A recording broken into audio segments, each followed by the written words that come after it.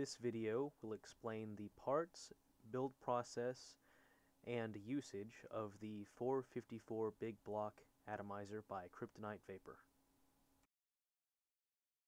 Here we have our usual suspects for tools. We have the flathead screwdriver, we have the Phillips and the awl, then the nail nose pliers and wire cutters. You will need on hand some Kanthal, in this case it's 28 gauge, as well as some wicking material. I just happen to have some cotton right here which will do the job perfectly. Alrighty, let's move right along. Let's take a look at the parts of this atomizer. This is your mouthpiece or drip tip. This is a little special because it's got a baffle at the very end of it where it goes into your atomizer. This is to help prevent liquid from getting into your mouth if you happen to have a build that tends to spit at you a little bit. It is also made out of Delrin, which is very heat resistant. This is our deck, and this is the area that you will be using to build your coil on. While it does have the capacity for 4 coils, I will only be building 2 of them due to the time constraints and complexity. If you truly do want a quad coil, just follow these instructions 4 times instead of 2, and you will have your result. Please be aware there is also a negative capture bracket. I did not use it, nor did I find it very useful. You'll notice the center post is drilled for quad coil. However, on higher gauges of wire, the thinner the wire, it will tend to clip them. Here we have our top cap. It's a 3-piece. Make note of that little indentation, as that is where your top part of your top cap goes, but it will fit over the deck. The airflow can be adjusted for either single, dual, or quad coil.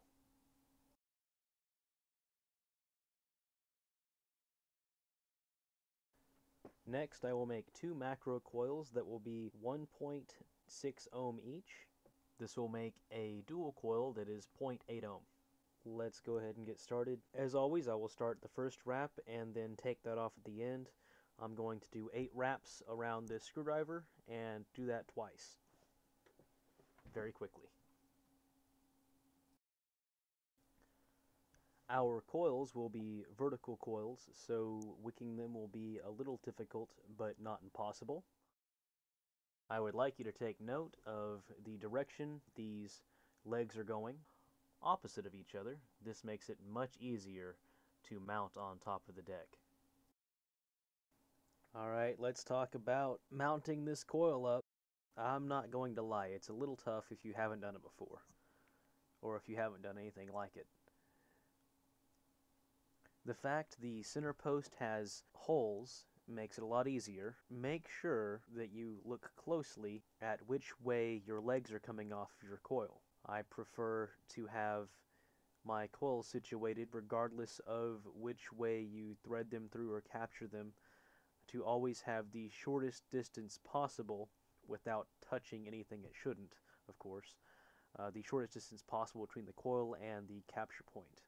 So what I've done is I've wrapped the wire on the outside of these screws, which is counterclockwise. That is opposite of what I typically do. But that's just a minor detail. I would really just focus on getting the coil in there and trying to keep it neat. One thing that really helps me a lot is having a screwdriver handy, maybe 2. They can be used to help keep the shape and place of the coil while being mounted. Just to be clear here, I am tightening down the negative posts first, and then at the very end I will tighten down the positive post very carefully.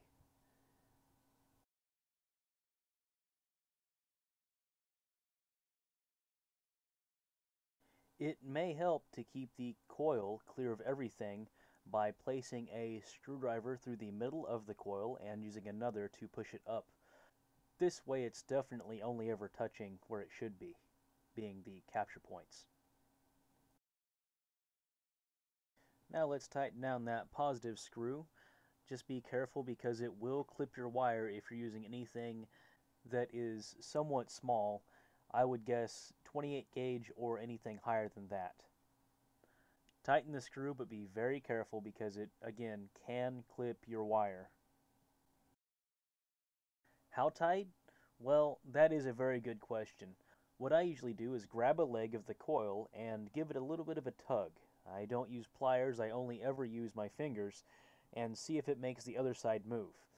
If it does, that means you've got to tighten down that screw just a little bit more. But again, be very, very careful. Okay, so at this point I am unlocking my mod. Let's just be clear, I do know absolutely that this coil is 0.8 ohm. Or really, really close, because I've built this same coil many times. If you have not built a coil many times, then please at this point check your resistance. That is very important. That way you know if you're in the ballpark of where you want it to be, or if you're way off, or if you've got a short. Here we are, that moment of truth where you fire your coil and everything kind of goes weird if you didn't torch your wire. I prefer not to torch my wire, so it will kind of shrivel up a little bit. That's okay because I can just reshape them with the screwdrivers. I'm pulsing it right now to heat it up just a little bit so everything will keep its shape a little bit later on.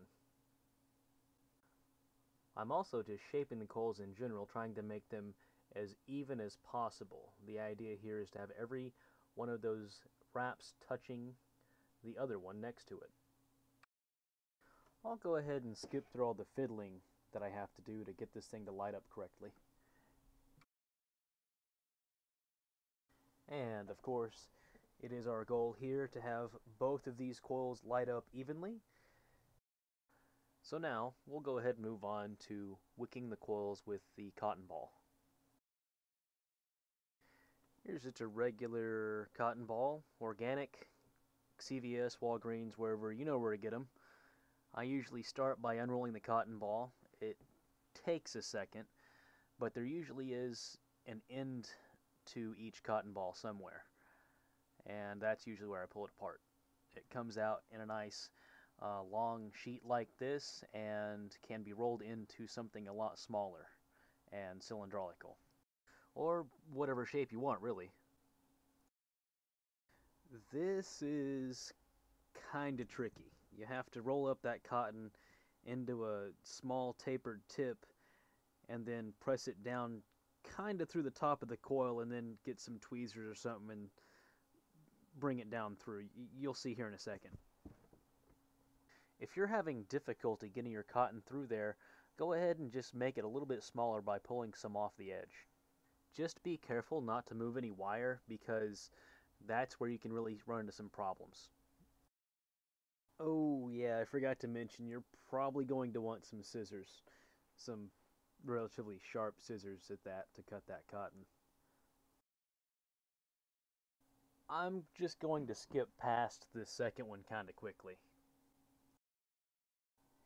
Here we are packing the cotton. It's just filling up the drip well on the bottom of the deck, as well as sticking up just a little bit over the top of each coil. The wick sticks up quite a bit, but I do this because I want that wick to retain a lot of liquid. The break-in period might be a little bit longer, but it's not that bad.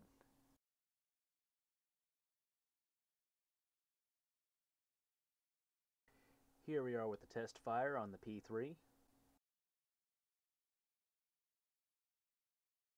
Now we get to put the cap on for real this time, and just take extra special caution that you've got the right air holes. If you have too much or too little, it can be a little unpleasant. That is, of course, also making sure that you've got your air holes pointed towards your coils.